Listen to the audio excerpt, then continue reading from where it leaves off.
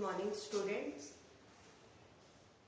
Welcome to the online classes of the Wisdom School. I am Geeta, your Hindi teacher.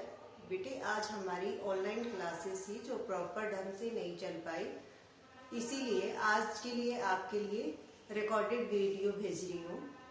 वो आपने देखकर वैसे ही करना है। आपने जो टॉपिक है हमारा वो आज का है भाषा। सबसे पहला ग्रामर में, व्याकरण में जो हमारा पाठ आता है वो आता है भाषा।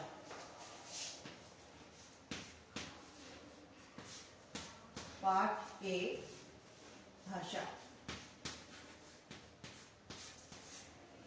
भाषा को इंग्लिश में लैंग्वेज कहते हैं और हिंदी में उसे भाषा कहते हैं। सबसे पहले जब हम करते हैं कि भाषा होता क्या है, भाषा होती क्या है, क्या है, कुछ नहीं पता, तो सबसे पहले हम करेंगे भाषा की परिभाषा। तो सबसे पहले भाषा की परिभाषा।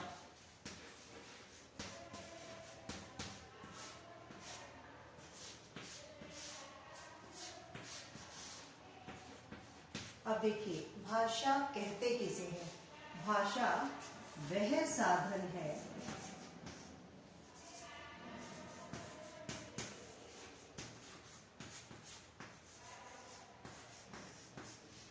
जिसके द्वारा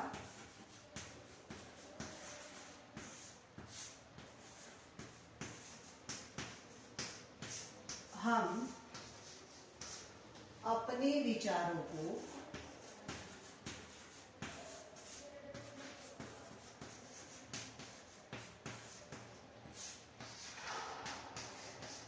बोलकर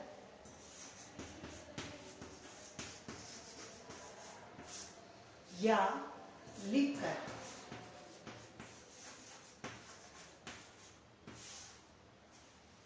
प्रकट करते हैं।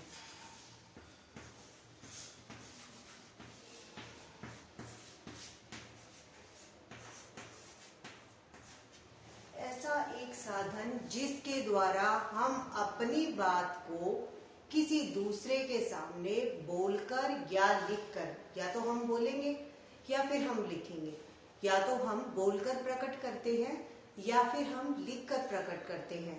तो भाषा की परिभाषा क्या हुई? भाषा की परिभाषा हुई, भाषा वह साधन है जिसके द्वारा हम अपने विचारों को बोलकर या लिखकर प्रकट करते हैं। ठीक है, अब हम भाषा के रूप करेंगे। भाषा के रूप, तो भाषा कितने तरह की होती है? भाषा दो तरह की होती है, दो प्रकार की होती है। तो इसका भाषा के रूप, कितने रूप हैं भाषा के? अगर आपको प्रश्न आ जाए कि भाषा के रूप बताइए, अगर आपको प्रश्न आ जाए कि भाषा के प्रकार बताइए, तो दोनों एक ही बात है कि भाषा के दो ही प्रकार होती है। एक मौखिक भाषा। सबसे पहले जानिए कि मौखिक भाषा होती क्या है। ठीक है, मौखिक भाषा, मौखिक कहते हैं बोलने को। किसको कहते हैं? बोलना। ठीक है, मौखिक किसे कहते हैं? बोलना। कि जब हम अपने विचारों को किसी दूसरे व्यक्ति को बोलकर प्रकट करते हैं, हम अपने मन के भावों को या मन के विचारों को बोलकर प्रकट करते हैं, उसे हम मौखिक भाषा कहते हैं। दूसरा है लिखित भाषा।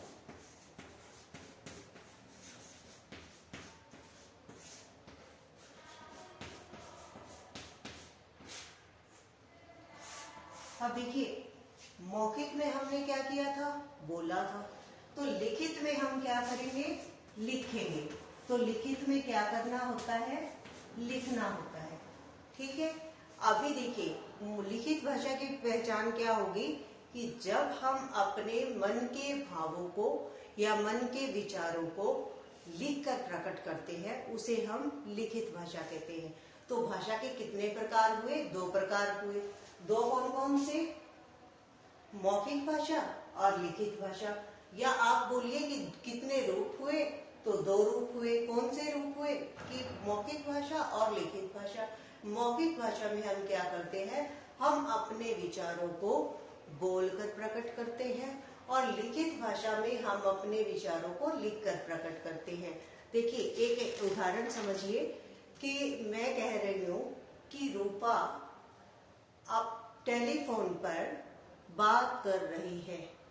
रूपा टेलीफोन पर बात कर रही है। अब वो किससे बात कर रही है ये महत्वपूर्ण नहीं है, लेकिन रूपा बात कर रही है। और कैसे बात कर रही है? फोन पे बात कर रही है। अब देखिए फोन पे वो उसका कौन सा रूप हुआ कि फोन पर जब रूपा बात करेगी तो वो उसका बोलना रूप हुआ। बोलना रूप हमारा किस में आया? मौखिक भाषा में। अब मैं कहूँ कि रूपा लिख रही है, रूपा अपना गृह कार्य कर रही है, रूपा अपना होमवर्क कर रही है, तो रूपा क्या काम कर रही है? रूपा लिखने का काम कर रही है। और रूपा का जो लिखना है वो किस में आएगा? लिखित भाषा में। तो भाषा के रूप कितने हुए? 2 रूप, मौखिक भाषा, लिखित भाषा। मौखिक भाषा में हम अपने विचारों को बोलकर प्रकट करते हैं, लिखित भाषा में हम अपने मन के विचारों को लिखकर प्रकट करते हैं। तो 2 ही तरह हुए। अब तीसरा एक और आता है सांकेतिक भाषा। अभी इसमें तीसरा भाषा का एक रूप और आता है सांकेतिक भाषा।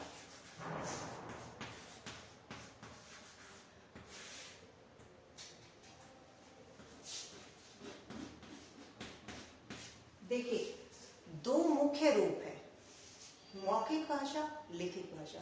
तीसरा अन्य रूप है सांकेतिक भाषा। जब चौराहे पर ट्रैफिक सिग्नल पर खड़ा हुआ पुलिस का आदमी ये कहता है, इशारे करता है कि इस तरफ जाओ या इस तरफ जाओ, या इस तरह से इशारे करता है, या कहता है कि ठीक है, तो इस तरह से इशारे करता है, तो उसे हम सांकेतिक भाषा कहते हैं। क्या कहते हैं उसे हम? सांकेतिक भाषा।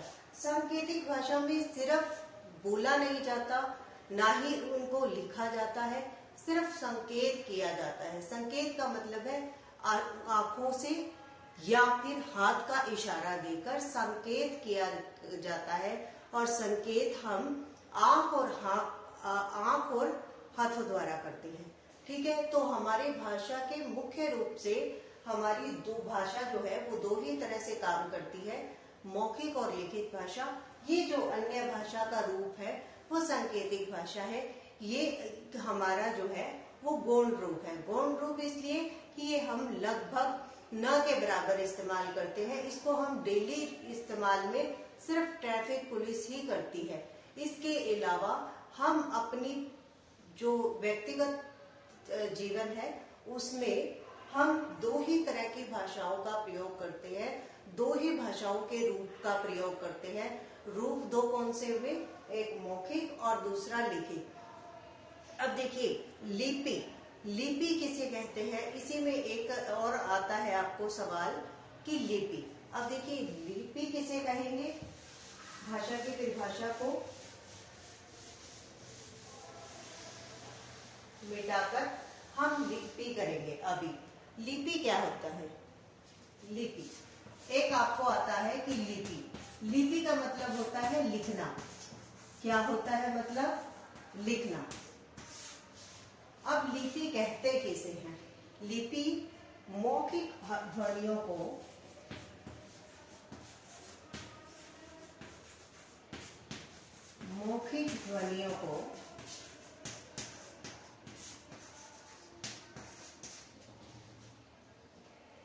लिखकर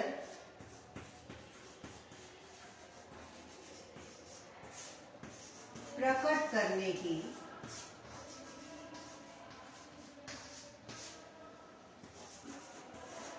विधि को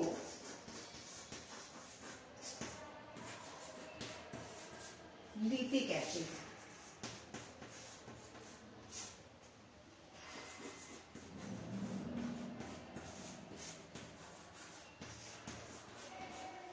देखिए जब भी इसे रिमूव कर रही हूं, देखो हमने किया कि भाषा किसे कहते हैं। हम भाषा वह साधन है जिसके द्वारा हम अपने मन के भावों को बोलकर या लिखकर प्रकट करते हैं। फिर भाषा के रूप कितने हैं? 2 रूप है। 2 रूप कौन कौन से? मौखिक भाषा और लिखित भाषा। मौखिक भाषा में हम अपने मन के विचारों को बोलकर प्रकट करते हैं। लिखित भाषा में हम अपने मन के विचारों को लिखकर प्रकट करते हैं। इसके अलावा एक तीसरी सांकेतिक भाषा भी थी जिसके प्रयोग में हम अपने इशारों का प्रयोग करते हैं। ट्रैफिक सिग्नल पर खड़ा व्यक्ति जो ट्रैफिक पुलिसमैन है वो ज्यादातर सांकेतिक भाषा का ही प्रयोग करेगा।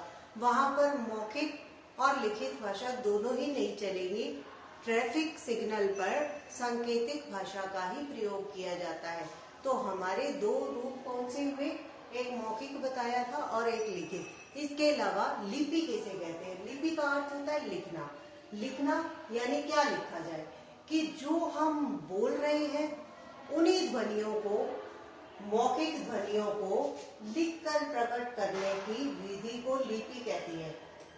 जो हमने बोला, जैसे अब मैं बात कर रही हूँ, मैं अपना बोलकर बता रही हूँ, साथ के साथ मैं लिख रही हूँ, तो मेरा लिखना क्या है? लिखित भाषा। और मेरा बोलना जो है वो मौखिक भाषा है। ठीक है बेटा, आज का जो आपका होमवर्क है और हमारा इसमें भाषा एक और आता है कि लिपि के साथ साथ हमारी आती है भाषा, फिर आती है लिपि। एक होता है भाषा, हाँ जी, और होता है लिपि। अब भाषा को किस लिपि में लिखा जाएगा? भाषा को किस लिपि में लिखा जाएगा? जैसे देखिए हिंदी की देवनागरी, ये मैसेज किसी और को कर दो, एक बार आप किसी रिलेटिव्स को या आप मुझे कर दो दोबारा से एक बार। हिंदी की लिपि क्या है? देवनागरी। संस्कृत की भी देवनागरी है।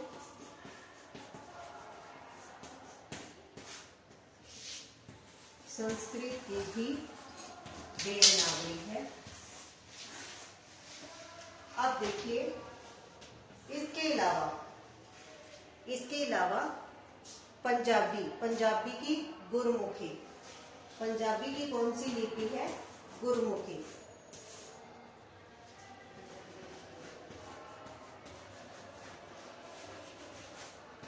फिर आता है आपका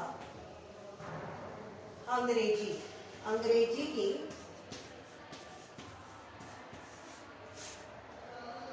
की रोमन। ठीक है।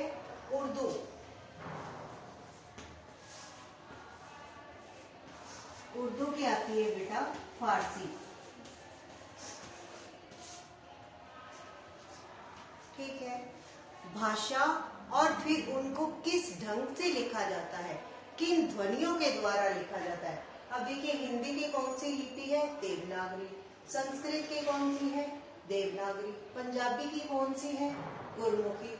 इसके अलावा अंग्रेजी की कौन सी है? रोमन। उर्दू की कौन सी है? फारसी। तो आपका जो हम भाषा है उन भाषाओं को लिपियों द्वारा प्रयोग करते हैं और वो लिपि जो है वो हमारी लिखना किस तरह से लिखा जाए, कौन सी लिपि का प्रयोग हो, तो हमारी जो भाषाएं हैं उनके साथ उनकी लिपियां दी हुई है। जैसे कि आपका गुजरात की गुजराती, ठीक है, इसी तरह से बंगला की बांग्ला। तो इस तरह से हिंदी की देवनागरी, संस्कृत की देवनागरी, पंजाबी की गुरमुखी, अंग्रेजी की रोमन और उर्दू की फारसी। तो बेटे आज का होमवर्क क्या है कि भाषा के पाठ का जो भाषा का पाठ 1 है उसको आपने करना है। पाठ 1 जो आपका भाषा है उसी को आपने रिवाइज करना है। भाषा की परिभाषा याद करनी है, उसके बाद उसके 2 रूप या 2 प्रकार याद करने हैं। फिर आपने लिपि किसे कहते हैं वो याद करना है और इसके साथ साथ आपने ये भी बताना है कि भाषा और भाषाओं से जुड़ी हुई लिपियां, ये 5 मैंने यहाँ पर लिखी है और इसी के आगे इनकी लिपियां हैं। ये भाषाएं हैं और ये लिपियां हैं।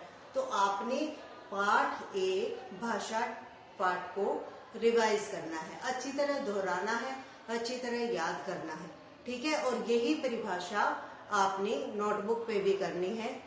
ओके बेटा, thank you, have a good day.